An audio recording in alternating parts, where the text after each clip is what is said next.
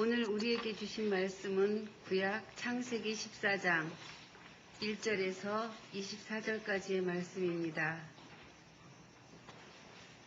이제 창세기 14장 1절에서 24절 말씀을 봉독합니다. 당시에 시나랑 아므라벨과 엘레사랑 아리옥과 엘람왕 그돌라오멜과 고임왕 디다리, 소돔왕 베라와 고모라왕 비르사와 아드마왕 시납과 스보임왕 세메벨과 벨라 곧 소아랑과 싸우니라. 이들이 다 시딤 골짜기 곧 지금의 염해에 모였더라. 이들이 12년 동안 그돌라오멜을 섬기다가 제13년에 배반한지라. 제14년에 그돌라오멜과 그와 함께한 왕들이 나와서 아스드롯 가르나임에서 르바 족속을, 함에서 수스 족속을, 사웨 기랴다임에서 엠 족속을 치고 호리 족속을 그 산 세일에서 쳐서 광야 근방 엘바란까지 이르렀으며, 그들이 돌이켜 엠미스밭 곧 가데스에 이르러 아멜렉 족속의 온 땅과 하사손 다말에 사는 아모리 족속을 친지라. 소돔 왕과 고모라 왕과 아드마 왕과 스보임 왕과 벨라 곧 수아라 왕에 나와서 시딤 골짜기에서 그들과 전쟁을 하기 위하여 진을 쳤더니 엘람왕 그돌라오멜과 고임왕 디달과 시나랑 아므라벨과 엘리사랑 아리옥 네 왕이 곧 그 다섯 왕과 맞서니라. 시딤 골짜기에는 역청 구덩이가 많은지라. 소돔 왕과 고모라 왕이 달아날 때 그들이 거기 빠지고 그 나머지는 산으로 도망하매 네 왕이 소돔과 고모라의 모든 재물과 양식을 빼앗아가고 소돔에 거주하는 아브람의 조카 롯도 사로잡고 그 재물까지 노략하여 갔더라. 도망한 자가 와서 히브리 사람 아브라함에게 알리니 그때 아브람이 아모리 족속 마므레의 상수리 숲을 근처에 거주하였더라. 마므레는 에스골의 형제요 또 아넬의 형제라. 이들은 아브람과 동맹한 사람들이더라. 아브람이 그의 조카가 사로잡혔음을 듣고 집에서 길리고 훈련된 자 318명을 거느리고 단까지 쫓아가서 그와 그의 가신들이 나뉘어 밤에 그들을 쳐부수고 다메섹 왼편 호박까지 쫓아가 모든 빼앗겼던 재물과 자기의 조카 롯과 그의 재물과 또 부녀와 친척을 다 찾아왔더라. 아브람이 그돌라오멜과 그와 함께한 왕들을 쳐부수고 돌아올 때에 소돔 왕이 사회 골짜기 곧 왕의 골짜기로 나와 그를 영접하였고, 살렘 왕 멜기세덱이 떡과 포도주를 가지고 나왔으니 그는 지극히 높으신 하나님의 제사장이었더라. 그가 아브람에게 축복하여 이르되 천지의 주제이시오 지극히 높으신 하나님이여 아브람에게 복을 주옵소서. 너희 대적을 네 손에 붙이신 지극히 높으신 하나님을 찬송할지로다 하매 아브람이 그 얻은 것에서 10분의 1을 멜기세덱에게 주었더라. 소돔 왕이 아브람에게 이르되 사람은 내게 보내고 물품은 네가 가지라. 아브람이 소돔 왕에게 이르되 천지의 주제이시여 지극히 높으신 하나님 여호와께 내가 손을 들어 맹세하노니 네 말이 내가 아브람으로 치부하게 하였다 할까 하여 네게 속한 것은 실 한 우락이나 들매끈 한 가닥도 내가 가지지 아니하리라. 오직 젊은이들이 먹은 것과 나와 동행한 아넬과 에스골과 마므레의 분깃을 제할지니 그들이 그 분깃을 가질 것이니라. 이것은 하나님의 말씀입니다. 지난 시간에 저희도 이제 통 큰 사람 아브라함에 대해서 같이 살펴봤습니다. 한 네 가지로 살펴봤는데 기억하고 있으신가요? 네 가지가 뭐였죠? 훌륭한 학생들입니다. 그 양시 1 앞자만 좀 외우시면 좀 외우시기가 좋죠. 통 큰 사람은 어떤 사람인가요? 거울 앞에 서는 사람이죠. 아브라함은 항상 하나님을 배움는 예배의 자리로 갔습니다. 임재의 자리, 하나님의 만나는 그 자리로 갔죠. 그래서 자기가 애굽에 가서 실수했잖아요. 자기 아내 사라를 자기 누이라고 속이고 자기 목숨 건지기 위해서 아주 비겁한 짓을 했습니다. 그 이후에 다시 하나님 앞에 와가지고 베델에서 제단을 쌓는 모습 봅니다. 하나님 앞에 다시 가서 하나님 제가 이 모양입니다. 이 꼴입니다. 제게 은혜를 베풀어 주십시오. 이렇게 또 하나님께 기도했을 거예요. 또 하나님 앞에 늘 나아가는 그 아브라함의 모습을 봅니다. 장소를 옮기고 또 어떤 사건이 있을 때마다 꼭 하나님 앞에 아브라함 나아갑니다. 바로 이 하나님 임재 앞에 나가는 것, 그 거울 앞에 서는 것이죠. 그래서 이 예배의 자리에 나간다는 것은 나의 작음을 알고 하나님의 크심을 아는 것을 말합니다. 그러니까 우리가 하나님 앞에 예배 드릴 때 그 하나님의 위대하심, 놀라우신, 그 크신 그 하나님 앞에 내가 얼마나 나약한 존재인지, 하나님 없으면 나는 살 수 없습니다, 이걸 고백하는 자리가 예배의 자리입니다. 그리고 하나님의 도우심을 구하죠. 하나님 없으면 저는 살 수가 없습니다. 하나님이 저희 힘이 되어 주셔야 됩니다. 이렇게 고백하는 자리가 예배의 자리죠. 그것이 바로 거울 앞에 서는 겁니다. 거울 앞에 서지 아니하면 내 모습을 제대로 볼 수 없잖아요. 다 알 것 같지만 그렇지 않습니다. 내가 지금 어떤 모습을 하고 있는지, 얼굴에 무엇을 묻었는지 잘 알지 못하잖아요. 그러나 거울 앞에 서면 다 보입니다. 우리가 하나님의 임재 앞에 빛 앞에 설 때에 우리 자신을 바로 알아요. 아, 나 자신의 존재가 이 모양이구나. 그래서 우리의 예배의 자리는 항상 우리 자신을 겸손하게 하나님께 내려놓고 그 하나님의 임재를 바라봐야 됩니다. 그때 내 자신을 바로 볼 수 있어요. 바로 통큰 사람 아브라함은 항상 거울 앞에 선 사람이었다. 거울 앞에 선 사람. 두 번째, 양보하는 사람이다 하는 것이죠. 이제 롯과 서로 이제 떨어져서 살기 위해서 이제 결심하면서 롯에게 먼저 양보를 하잖아요. 저는 롯이 소돔과 고모라 그쪽을 택하죠. 너무 보기 좋으니까. 그러나 이제 아브라함은 다른 헤브론 그 거친 곳을 이제 택해서 가는 그런 모습을 보게 됩니다. 양보하는 사람, 넉넉한 사람이 양보합니다.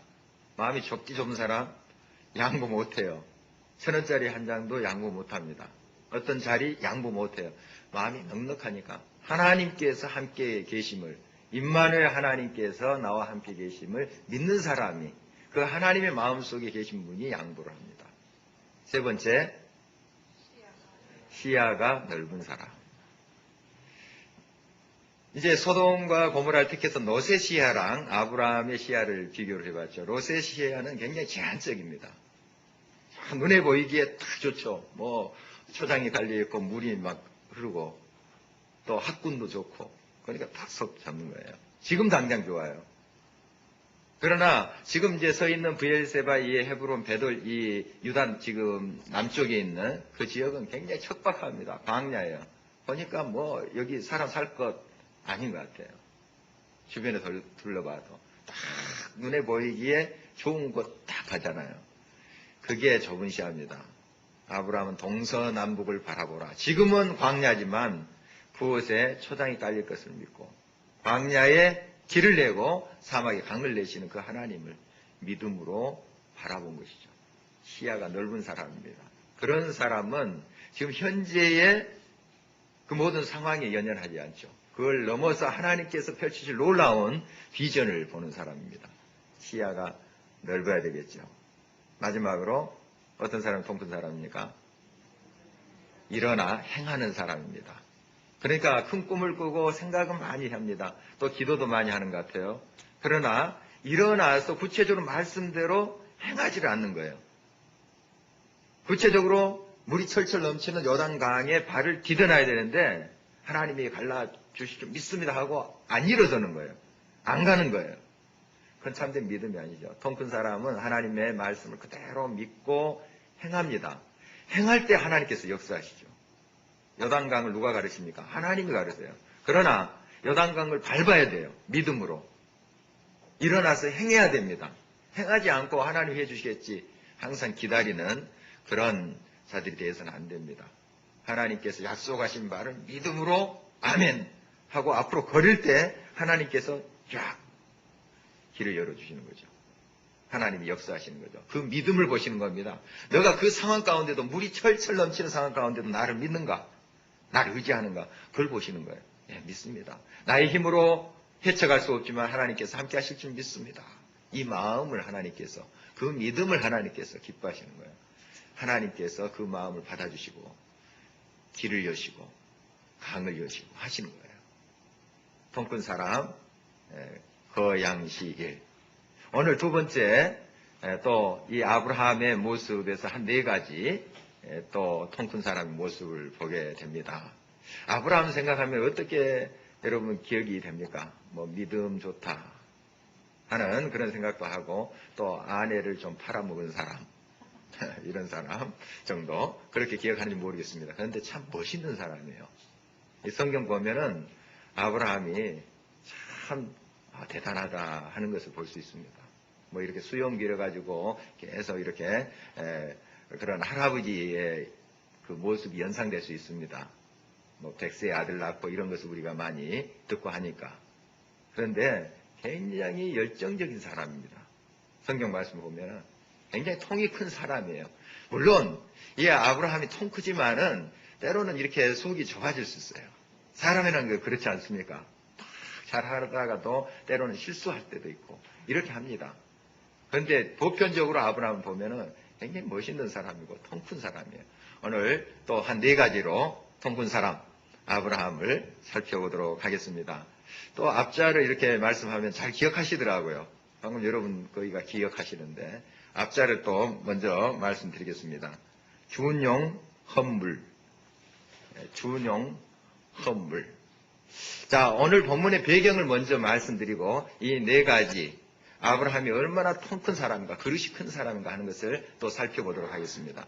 어떤 일이 있었는가 하면 이제 소돔과 고모라를 택해서 롯의 가족이 갔잖아요. 가서 이제 거기서 잘 살았습니다. 또 학군 좋은 곳에 애들 공부도 시키고 했겠죠. 이제 다 이렇게 잘 살았어요. 정착했습니다. 그런데 저희 가나안 땅 저 북쪽에 있는 나라들이 있었습니다. 비교적 큰 나라들이에요. 엘람 하면은 티그리스 유프라테스 그 강 사이에 있는 넓은 지역을 차지하는 그러한 왕입니다. 굉장히 그 당시 힘이 있는 왕이에요. 그 엘람 왕 그돌라오멜과 여러 이제 왕들이 있었습니다. 북쪽에 비교적 비옥한 땅에 있는 그러한 나라들의 왕들이 힘이 셌어요. 그래서 여기 가나안 땅 이제 남쪽으로 오는 지역에 있는 그러한 조그만한 나라들을 그들이 침공을 했습니다. 그래서 다 속국으로 삼은 거예요. 그래서 이 남쪽에 있는 왕들이 조공을 바쳤습니다. 네, 말씀대로 하겠습니다. 힘이 없으니까. 옛날 이제 중국이 힘 있을 때 우리가 조공 바쳤잖아요. 소금 불불 끓으면서도. 그래도 바칠 수밖에 없었잖아요. 그리고 왕 세울 때도 다 제가를 받아야 됩니다. 중국 황제. 이런 우리 역사를 가지고 있잖아요. 그런 모습 생각하면 됩니다.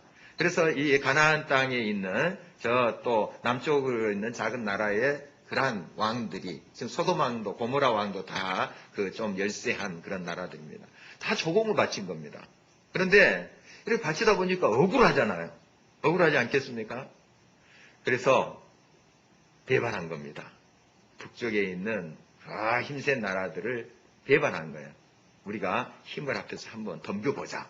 이렇게 된 겁니다. 고모라 왕과 소돔 왕을 중심으로 해서 한번 우리가 저 힘센 나라 한번 대항해보자. 막 그동안 이제 칼을 갈았죠.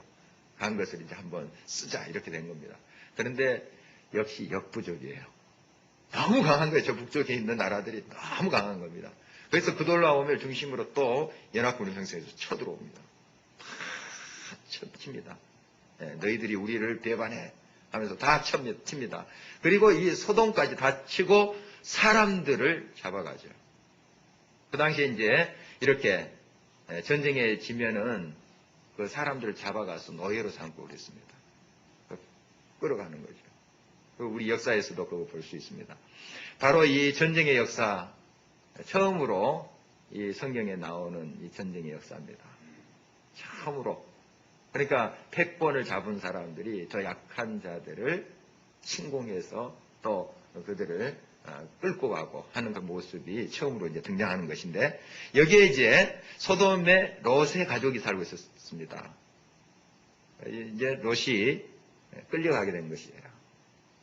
여러 사람들과 소돔 거민들이 이 그돌라오멜 연합군에 의해서 끌려가게 된 것입니다. 이 소식을 이제 아브라함이 듣게 된 거죠. 오늘 본문의 이제 배경이 그렇습니다. 이때 아브라함이 그 소식을 들은 아브라함이 어떻게 이제 대응하는가, 그 역사가 쭉 기록되어 있습니다. 먼저 이 아브라함은 준비한 사람이다. 또 준비된 사람이다. 이렇게 볼 수 있습니다. 14절 말씀 다시 한번 한 목소리로 읽어보도록 하겠습니다. 아브라함이 그의 조카가 사로잡혔음을 듣고 집에서 길리고 훈련된 자 318명을 거느리고 방까지 쫓아가서 듣자마자 이 소식을 듣자마자 자기 조카 롯이 잡혀간 것을 듣자마자 바로 반응합니다. 그리고 집에서 길리고 훈련된 318명이 있었습니다. 사병들이죠.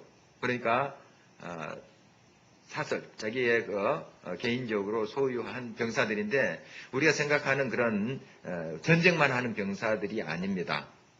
그러니까 지금 아브라함이 여러 이제 목자들도 거느리고 있고 종들도 거느리고 있는 것을 봅니다. 굉장히 큰 가족을 이루었어요.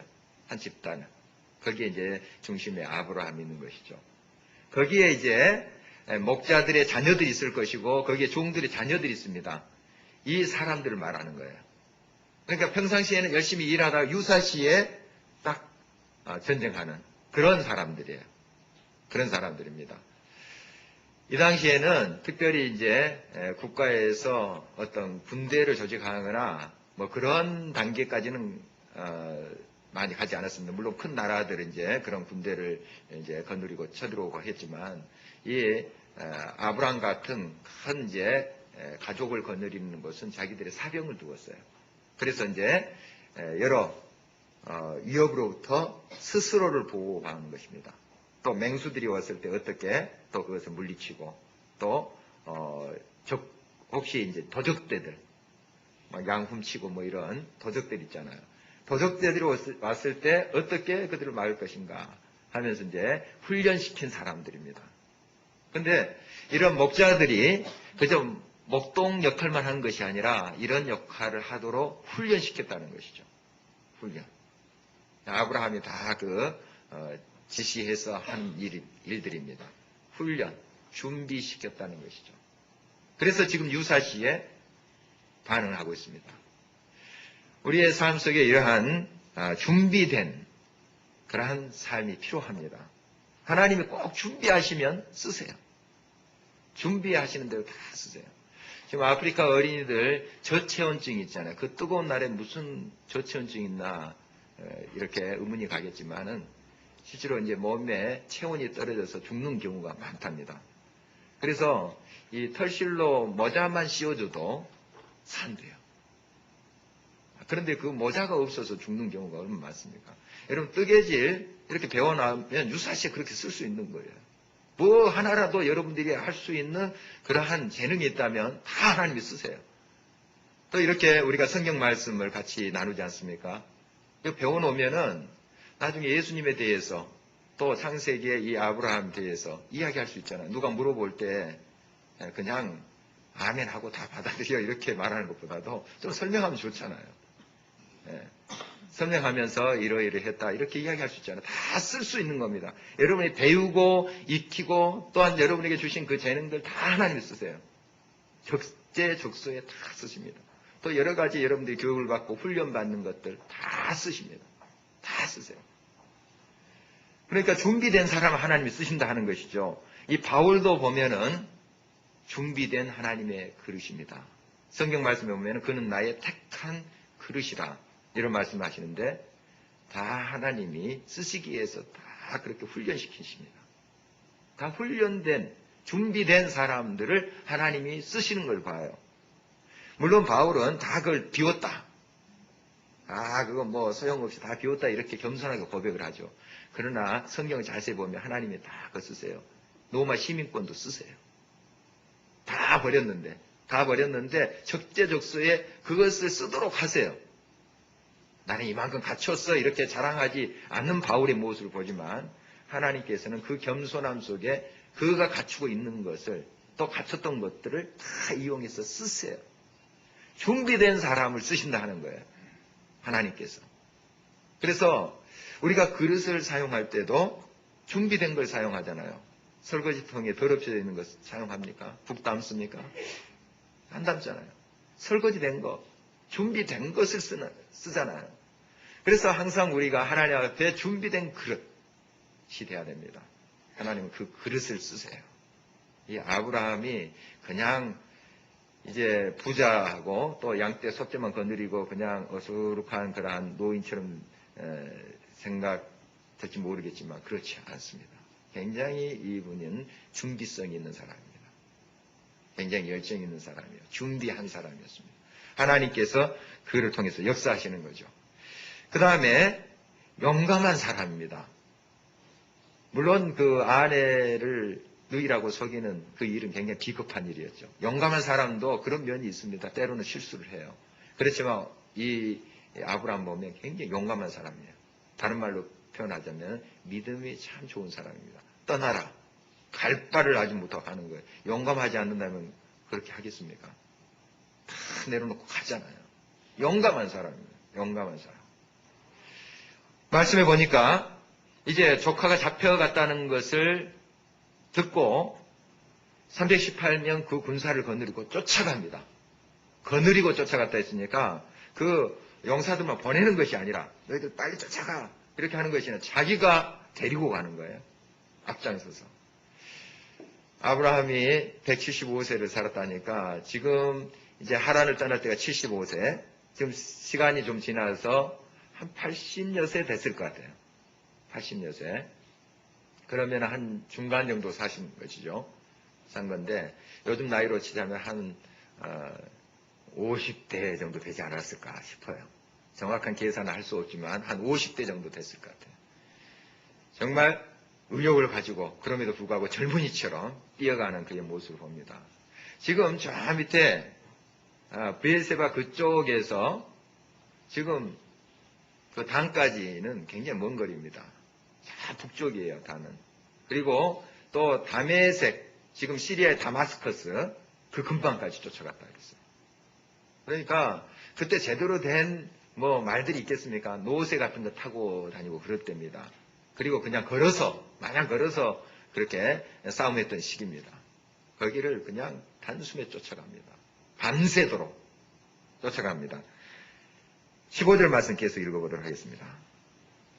그와 그의 가신들이 나뉘어 밤에 그들을 쳐부시고 다메섹 왼편 호바까지 쫓아가. 그러니까 밤새도록 가는 거죠. 밤에. 새벽 일찍 일어나서 아마 출발했을 겁니다. 그 밤에라도 막 쫓아가는 거예요. 그렇게 달려갔습니다. 얼마나 그 열정을 가지고 있습니까? 이 용감함은 사랑할 때 나옵니다.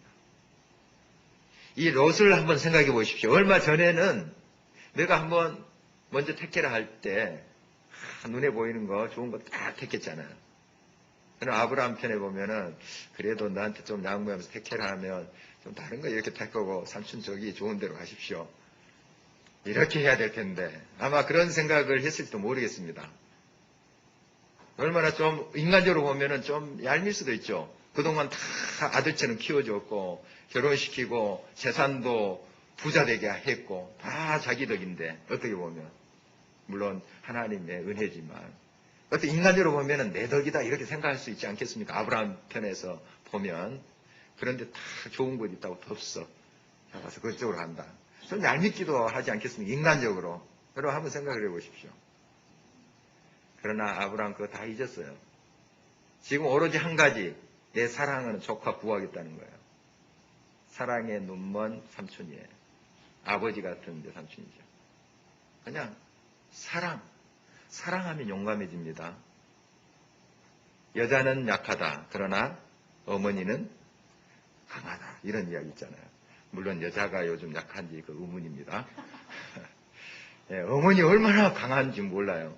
자기 자녀들, 아들, 딸 위해서는 불구덩이 속으로 들어갈 각오가 되어 있습니다. 그렇죠?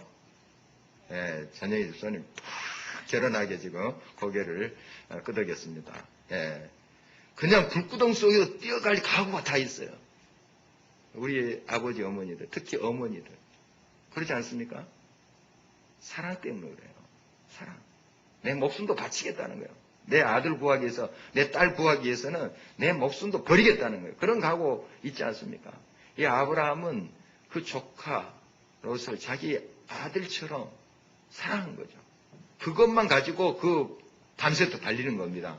그러니까 용감한 거예요. 불구덩 속이 아닙니까? 지금 적군들 속에 지금 뛰어드는 거 아니겠습니까? 물론 밤에 기습한 것이지만은 그래도 이 318명 가지고서는 그 큰 군대에 이길 수가 없습니다. 어떻게 보면. 그러나 그 한 가지 사랑하는 마음을 가지고 용감하게 뛰어가는 그의 모습을 보게 됩니다. 하나님께서 역사하신 것이죠. 나중에 이제 하나님께 감사드리는 내용이 나오는데 하나님이 나와 함께 하셨다 하는 것을 고백합니다. 아브라함이 내가 이만큼 잘 훈련시켜서 준비돼서 승리를 이룬 거야. 다 찾아온 거야. 이렇게 고백하지 않습니다. 318명. 그 큰 군대에 아무것도 아닙니다. 여러분 기드온의 300용사 기억하고 계시죠? 그 당시에 미디안이 굉장히 강성했습니다. 그리고 이스라엘을 굉장히 괴롭혔어요. 괴롭혔는데 하나님께서 기드온을 부르시지 않습니까? 기드온은 그때 두려워가지고 몰래 포도즙 틀에서 타작을 하고 있었어요. 들킬까 봐. 그렇게 소심한 사람이에요. 그러나 하나님께서 큰 용사여 여호와께서 너와 함께 하시도다. 그거 일어나잖아요. 그래서 이제 군대를 일으키는데 모집을 하니까 모집해봐야 뭐 미디안에 게임도 안 됩니다. 다 모집해도. 그런데 그 모집해놨는데 하나님께서 돌려보내라는 거예요. 돌려보내라는 거예요. 다 모아놔도 지금 미디안에 해볼까 말까 하는데 돌려보내시라는 거예요. 그래서 결국 남은 사람이 몇 명입니까? 300명. 300명 가지고 이제 그것도 밤에 기습을 하죠. 하나님께서 지혜로 함께 하셔서 밤에 기습을 해서 큰 승리를 거두죠. 나중에 성경을 어떻게 기록하고 있느냐. 하나님께서 왜 300명만 택해서 미디안을 공격하게 해서 승리를 거두게 하셨는가. 그 이유가 나옵니다. 왜 그렇게 300명만 택해서 미디안 치게 하셨을까요?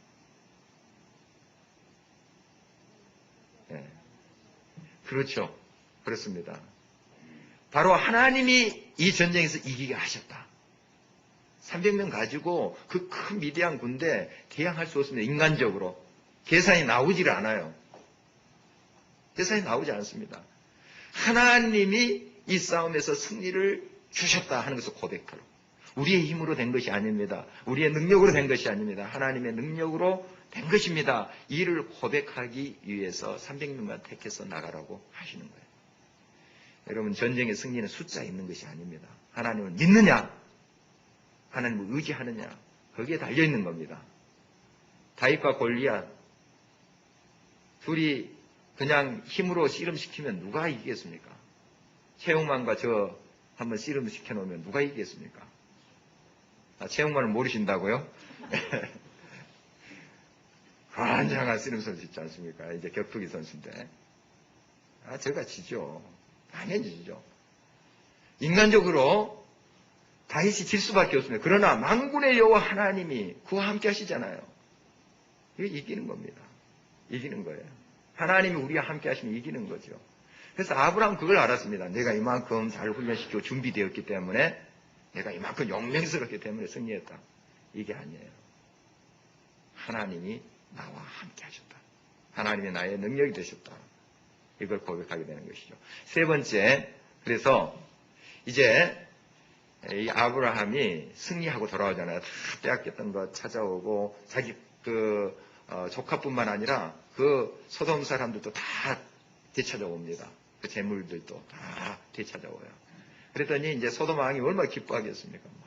막 나와서 막 환호합니다. 너무 고맙다고. 소돔 왕이. 그러지 않겠습니까? 그리고 이제 살렘 왕이 있습니다. 예루살렘 왕으로 보입니다. 살렘 왕 멜기세덱이라는 사람이 있는데 제사장도 겸하고 있는 사람입니다. 그 당시에 이제 이 왕, 제사장 같이 하는 경우가 있습니다. 뭐 우리 당군 신화 보면은 당군도 이제 왕이지만 또 제사장 아닙니까?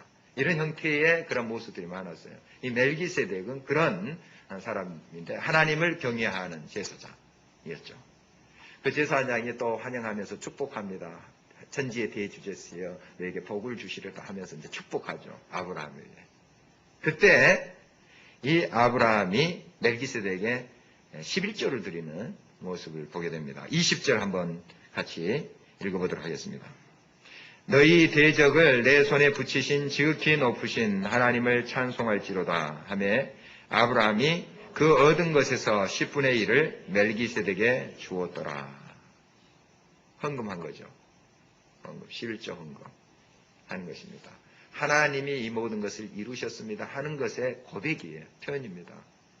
그래서 우리가 11조를 드린다는 건 우리가 다 소유했는데 그 10의 1조만 10분의 1만 하나님 것이다. 이것이 아니죠. 우리의 삶 전체가 하나님 것임을 인정하고 이것을 그 중에 일부분을 떼어서 하나님께 드리는 거예요. 이게 다 주님의 것입니다. 누리고 있는 이 모든 게 다 주님의 것입니다. 하는 편이에요. 11조라는 게.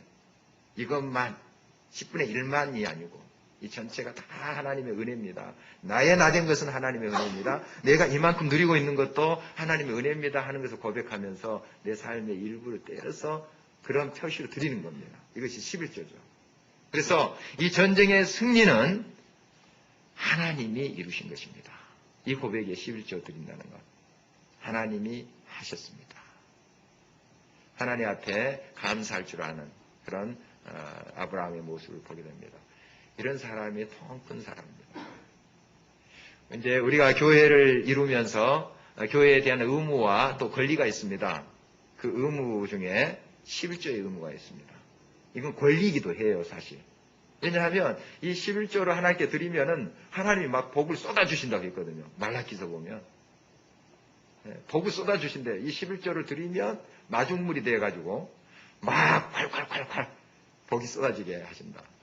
놀라는 원리죠. 그래서 이 비밀을 아는 사람은 11조를 기뻐하면서 냅니다. 하니까요. 재미가 있잖아요. 막 하나님이 쏟아 부어주시는데.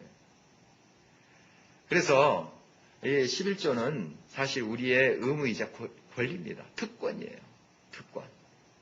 그리고 이제 주의를 성수하는 것. 우리 예배의 자리, 또 공적인 이러한 예배의 자리를 잘 지키는 것. 이것이 우리 공동체 일원들의 그런 의무인 것이죠. 바로 이 아브라함은 하나님께 날마다 드리는 삶을 살았습니다. 이렇게 헌금을 하는 삶을 살았던 것이죠. 11조를 바치는 삶. 이것은 다 하나님으로부터 온 것입니다. 이 전쟁도 하나님이 승리케 하신 것입니다. 이걸 인정하는 거예요.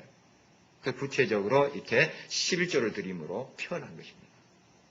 바로 이런 사람이 하나님을 인정하는 사람.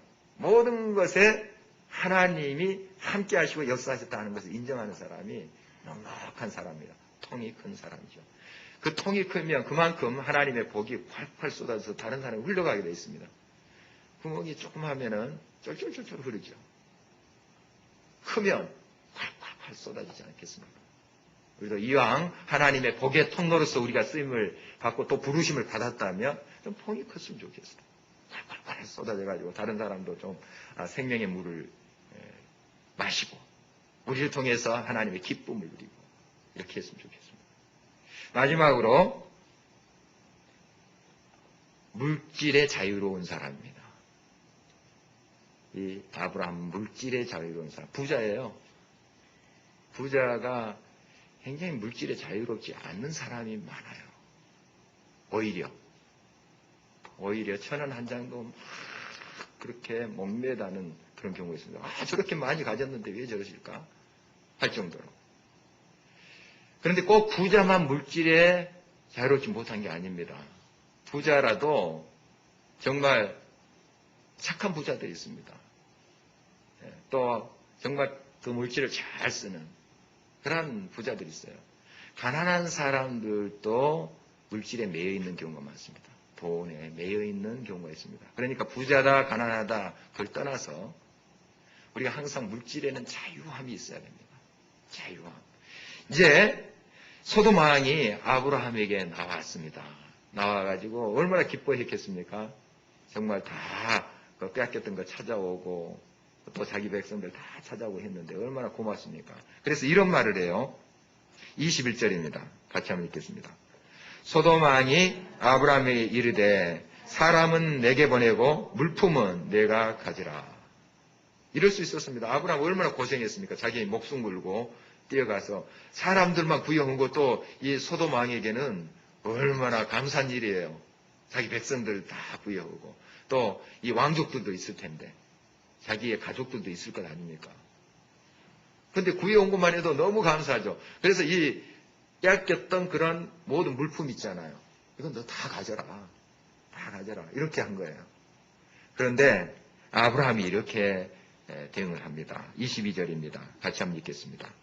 아브라함이 소돔 왕에게 이르되 천지의 주제시오 지극히 높으신 하나님 여호와께 내가 손을 들어 맹세하노니 23절 내 말이 내가 아브라함으로 치부하게 하였다 할까요? 내게 속한 것은 실 한 오락이나 들매끈 한 가닥도 내가 가지지 아니하리라. 지금 소돔왕이 기분 좋아가지고 다 주겠다 이렇게 했지만은 나중에 이제 시간이 지나면은 어떻게 이제 말을 바꾸냐면 아브라함 저렇게 부자 된 건 다 내 덕이야. 내가 다 그때 다 줬어. 이렇게 이야기할 수 있다고요.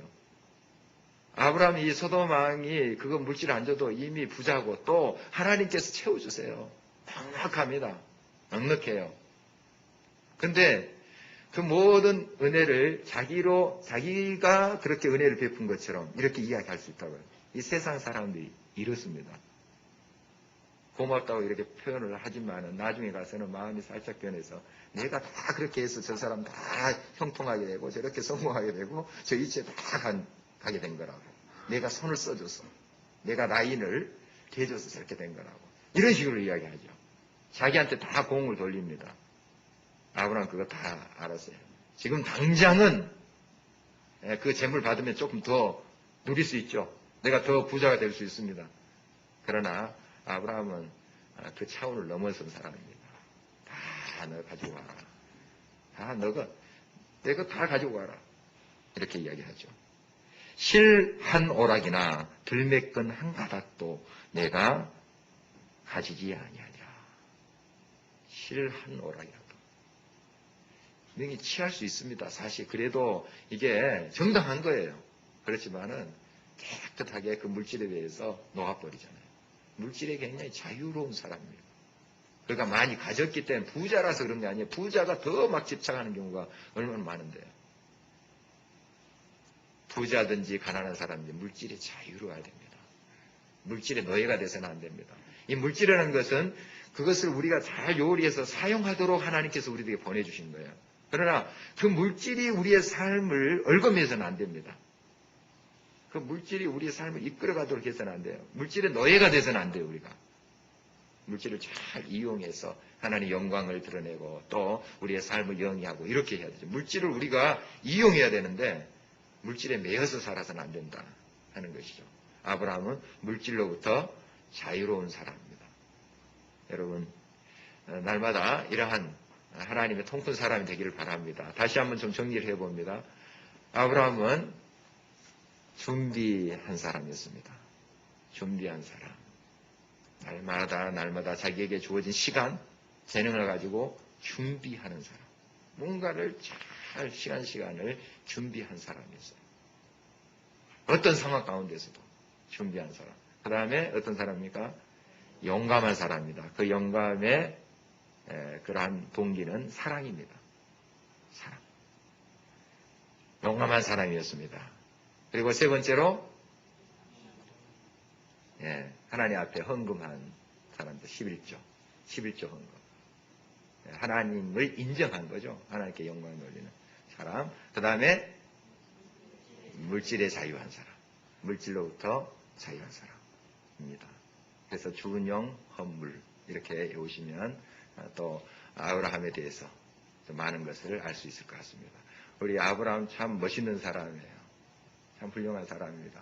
통큰 사람이에요. 그래서 복의 통로로서 하나님께서 세우시고 그 아브라함을 통해서 얼마나 많은 사람들이 복을 받습니까? 통이 크니까 활활 쏟아져서 그 복이 지금 여기까지 온 거예요. 우리가 아브라함 때문에 사실 하나님의 자녀가 됐다 이렇게 고백해도 됩니다. 아브라함이 우리의 믿음의 조상이에요. 우리 그런 고백하지 않습니까? 믿음의 조상이에요. 그냥 멋있는 사람이에요. 아브라함처럼 여러분 통큰 사람 되시길 주의 이름으로 축원합니다.